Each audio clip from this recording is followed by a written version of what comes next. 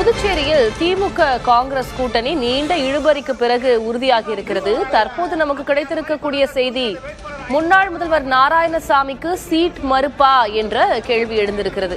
காங்கிரஸ் மாநில தலைவர் வைத்திலிங்கம் வீட்டை நாராயணசாமியின் ஆதரவாளர்கள் முற்றுகையிட்டு தர்ணாவில் ஈடுபட்டு வருகிறார்கள்.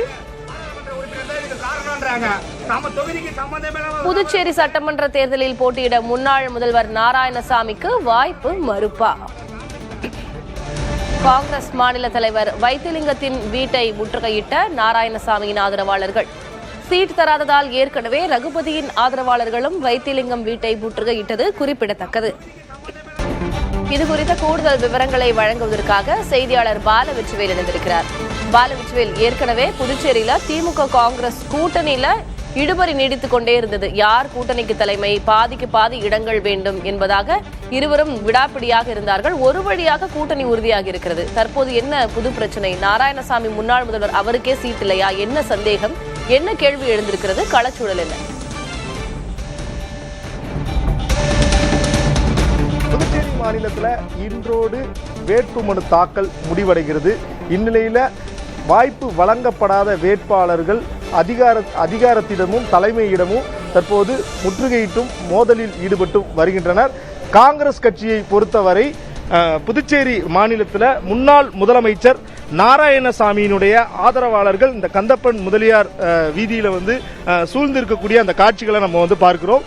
இதுதான் மாநில காங்கிரஸ் கட்சியினுடைய தலைவர் வைத்திலிங்கத்தினுடைய இல்லம்.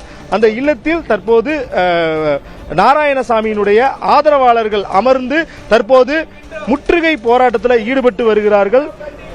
புதுச்சேரி மாநிலத்தில் காங்கிரஸ் கட்சியில் உட்கட்சி மோதல் அதிகரித்துள்ளதை தான் இந்த காட்சிகள் உணர்த்துகிறது.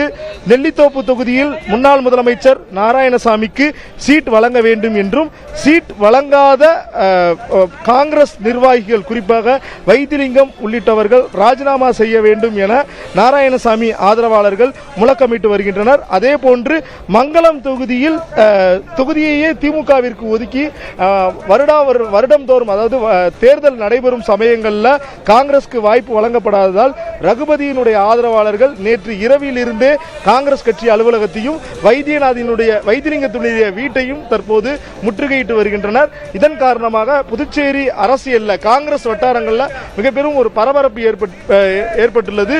வாய்ப்பு வழங்கப்படாத பலரும் அதிருப்தியில் இருப்பதாகவும், அதிக சீட் பெற வேண்டிய ஒரு கட்டாயத்தில் காங்கிரஸ் இருப்பதாகவும் தெரிவிக்கப்படுகிறது.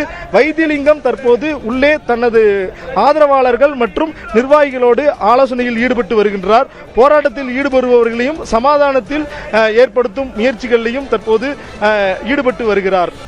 இவ்வளவு நாட்களாக கூட்டணிக்குள் சிக்கல் நீடித்து வந்ததை இப்போது உட்கட்சிக்குள்ளேயே பூசல் ஏற்பட்டிருக்கிறது. பார்க்கலாம் அடுத்து என்னென்ன நிகழ்வுகள் என்று. உங்களுடைய விவரங்களுக்கு நன்றி பாலா.